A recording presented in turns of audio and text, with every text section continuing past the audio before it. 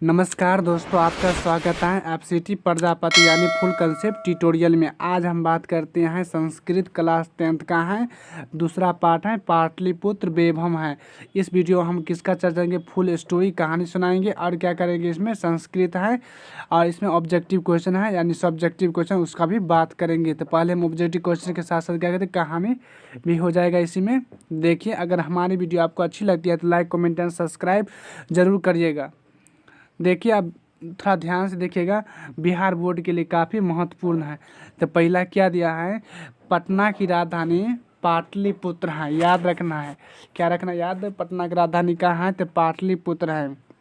दूसरा नंबर में क्या लिखा है, पाटलिपुत्र को राजधानी नगर कहा जाता था, यानी पाटलिपुत्र को क्या कहा जाता है, महानगर भी कहा जाता।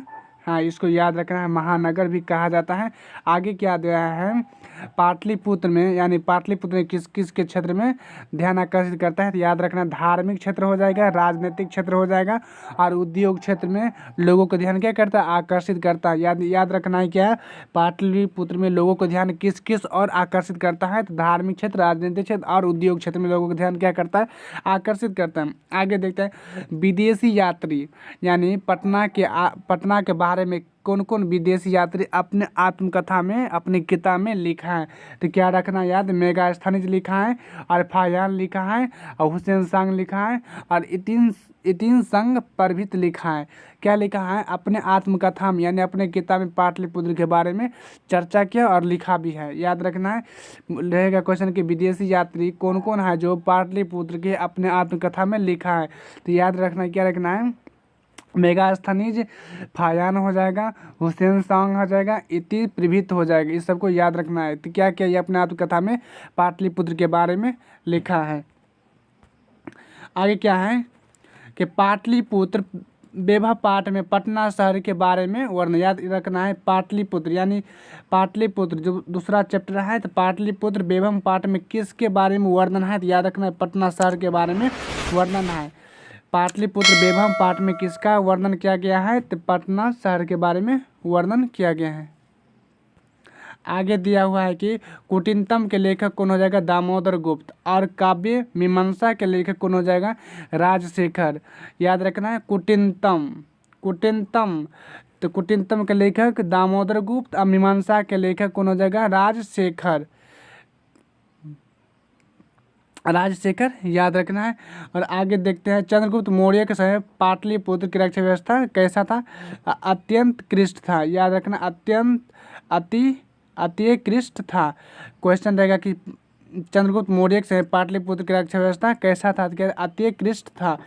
अगला है, मुगल काल के शासक के समय पाटलिपुत्र क्या था, समृद्ध था। मुगल काल के शासक के समय पाटलिपुत्र कैसा था, तो समृद्ध था। अगला है, अशोक के समय पाटलिपुत्र कैसा था, वो भी प्रिय दर्शनी था, मतलब देखने लायक था, प्रिय दर्शनी। याद रखना है। आगे देखते हैं, आगे दिया हुआ है कि गुप्त वंश के शासन काल में कुमुदी महोत्सव यानी कुमुदी महोत्सव मनाया जाता था। याद रखना है, गुप्त काल के समय में कौन महोत्सव मनाया जाता था, उत्सव कुमुदी। याद रखना है। और क्या था, प्राचीन ग्रंथ में यानी प्राचीन ग्रंथ में क्या है, पाटलिपुत्र को क्या कहा जाता है, देखिए पाटलिपुत्र को पुष्पुर और कुसुमपुर भी कहा गया है। याद रखना है, प्राचीन ग्रंथ में पटना को यानी पाटलिपुत्र को क्या क्या कहा गया है, पुष्पुर और कुसुमपुर कहा जाता था। और देखिए, मध्यकाल में पटना को क्या कहा जाता था, मध्यकाल में पटना को पटनेती भी कहा जाता था। याद रखना है, मध्यकाल में क्या कहते थे, पटनेती भी कहा जाता था पटना को। अगला है, नगर की पालिका देवी को पटन देवी थी। याद रखना, नगर की पालिका देवी कौन थी, पटन देवी थी। नगर की पालिका देवी कौन थी, पटन देवी थी। याद रखना। आगे देखते हैं, लिखा है, पाटलिपुत्र में सिख धर्म की 10वें गुरु गोविंद सिंह का जन्म हुआ। याद रखना है, पाटलिपुत्र में सिख धर्म के किस गुरु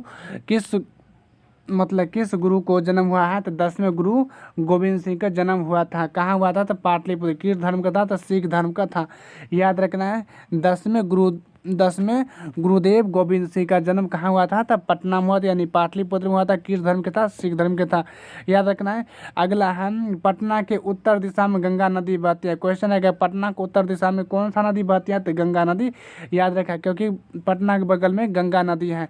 अगला दिया है, गंगा के ऊपर एशिया का सबसे बड़ा पुल कौन है? सेतु। मतलब क्या होगा? गंगा के ऊपर एशिया का सबसे बड़ा पुल कौन है?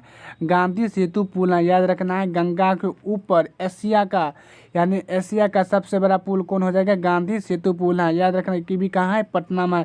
अगला है, पटना इतिहास का कितना वर्ष पुराना है? तो 2500 वर्ष का पुराना है। याद रखना है, पटना इतिहास का कितना वर्ष के पुराना है? 2500 वर्ष का पुराना है। इसको भी याद रखना होगा। आगे देखते हैं, क्या लिखा है? सरस्वती का कुल गृह पाटलिपुत्र था। यानी सरस्वती का पूरा घर कहाँ था? कुल गृह कहाँ था? पाटलिपुत्र था। अगला है, भगवान बुद्ध ने पटना के विषय में कहा है कि भविष्य में महानगर बनेगा। क्या बोला है? कि ये भी याद रखना है, बुद्ध भगवान ने पटना के विषय में क्या कहा है? ये भविष्य में महानगर बनेगा। परंतु लेकिन क्या बताया है? जल और अग्नि से क्या हमेशा क्या रहेगा? ये मतलब खतरा इसको बना रहेगा। कौन बोला? ये भगवान बुद्ध ने बोला है। याद रखना, भगवान बुद्ध ने क्या कहा है? भविष्य में महानगर बनेगा और जल और अग्नि से हमेशा खतरा बना रहेगा। किसने बोला है? तो भगवान बुद्ध बोला है। तो क्वेश्चन रहेगा, भगवान बुद्ध ने पटना के बारे में क्या कहा है? तो भविष्य में महानगर बनेगा और जल और अग्नि से हमेशा खतरा बना रहेगा। अगला है, पाटलिपुत्र को पाटलिपुत्र मिति भी कहा जाता है। ये भी याद रखना है। पाटलीग्राम को क्या कहा जाता था? पाटलिपुत्र मिति भी कहा जाता था। यहाँ तक आपको समझ में आ गया होगा। अब हम सब्जेक्टिव क्वेश्चन देखते हैं जो 2023 के लिए काफ़ी महत्वपूर्ण है। आप लोग ध्यान से थोड़ा देखिए और समझने की कोशिश कीजिए। गौर से देखिएगा तो याद हो जाएगा। अब ये देखिए, पहला क्वेश्चन क्या लिखा है? पाटलिपुत्र वैभव पाठ में का वर्णन कीजिए। क्या लिखा है? पाटलिपुत्र वैभव पाठ का वर्णन कीजिए। लिखा है कि इस पाठ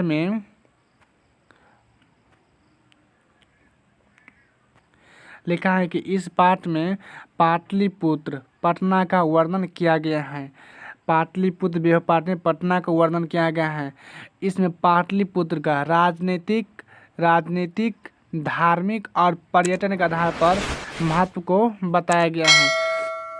विभिन्न वंशों के शासक के समय पाटलिपुत्र की स्थिति को बताया गया है और भगवान बुद्ध ने पाटलिपुत्र के बारे में कहा है। ये भी इस पाठ में क्या है? वर्णित किया गया है।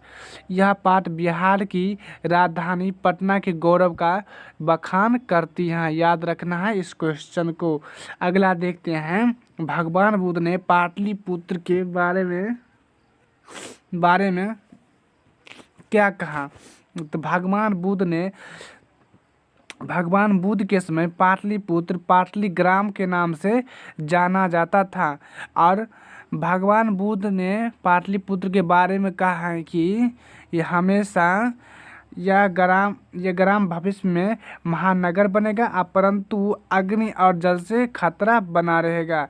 ये भगवान बुद्ध ने कहा।